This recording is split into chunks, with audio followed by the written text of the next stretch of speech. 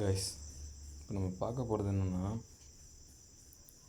தமிழ்நாடு சீரடைப்பு பணியாளர் தேர்வு வாரியம், அதாவது டிஎன்எஸ்ஆர்பின்னு சொல்லுவாங்க. Annual planar. இந்த விஷயமே என்னென்னா, வரலாற்றிலே முதல் முறையாக எவரும் காணாத அரிய விஷயன்ற மாதிரி ஆனுவல் பிளானர் விட்டுருக்காங்க. இதில் குறிப்பிடத்தக்க விஷயம் என்னென்னா, எந்தெந்த டேட்டில் எந்தெந்த எக்ஸாம்னு சொல்லாமல் எந்தெந்த மாதம் டென்டேட்டிவாக ஒரு தற்காலிகமாக சொல்லியிருக்காங்க. இதில் ஃபஸ்ட்டு பார்த்தோன்னா மே மாதம் சார்பாய்வாளர், அதாவது டெக்னிக்கல். ரெண்டாவது ஜூலை மாதம் இசைக்குழு காவலர்.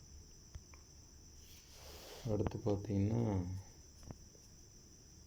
செப்டம்பர் மாதம் பொதுத் தேர்வு, இது போலீஸ் 2ஆம் நிலை தேர்வு.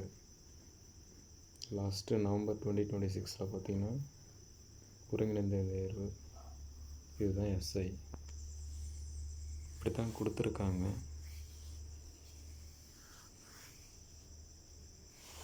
இது அந்தந்த மாதம் கரெக்டான டேட்டில் கரெக்டான மாதத்தில் நடக்கும். அந்த மாதத்தில் அதற்கான நோட்டிஃபிகேஷன் வந்துடும் கன்ஃபார்மாக.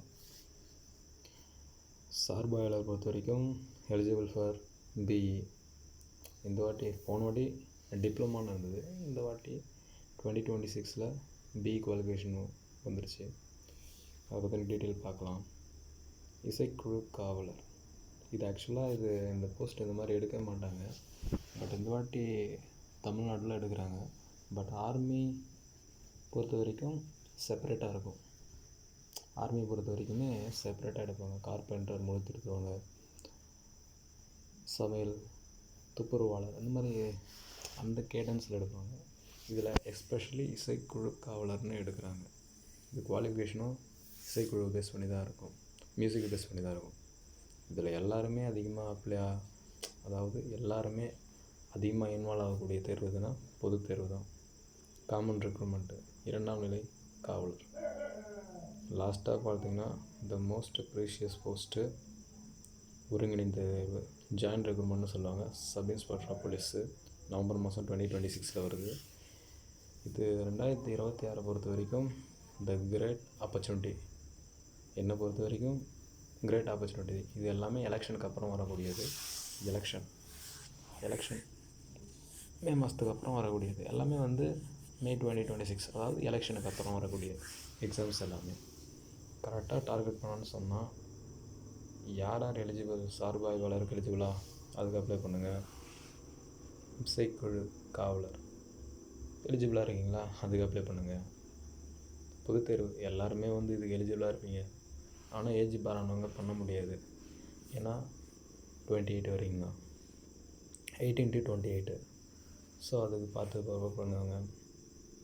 ஒருங்கிணைந்த தேர்வு மோஸ்ட் ப்ரீஷியஸ் போஸ்ட்டு, அதுக்கு பயங்கரமாக ஹார்ட் ஒர்க் பண்ணணும். அதுக்கு கண்டிப்பாக அப்ளை பண்ணுங்கள். கிட்டத்தட்ட இப்போ பார்த்திங்கன்னா மார்ச் மாதம் நடக்குது. இது நவம்பர் மாதம் தான் நோட்டிஃபிகேஷனே வரப்போகுது. அதை வச்சு பார்க்கும்போது கிட்டத்தட்ட நமக்கு அதிக மாதங்கள் இருக்குது. அதில் பார்த்திங்கன்னா கரெக்டாக இது நவம்பர் மாதம் வருதா, நவம்பர் என்னும்போது 11, அது 9 மாதம், கிட்டத்தட்ட ஒரு 9 மாதம் இருக்குது.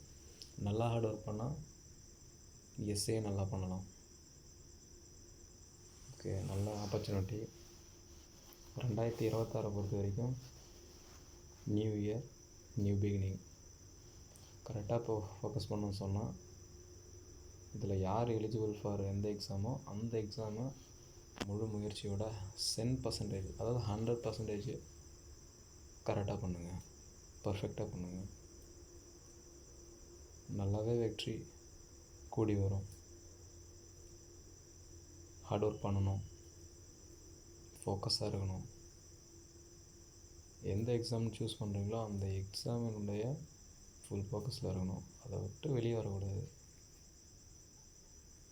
கான்ஷியஸாக இருக்கணும், அவேர்னஸாக இருக்கணும். Okay, thank you guys.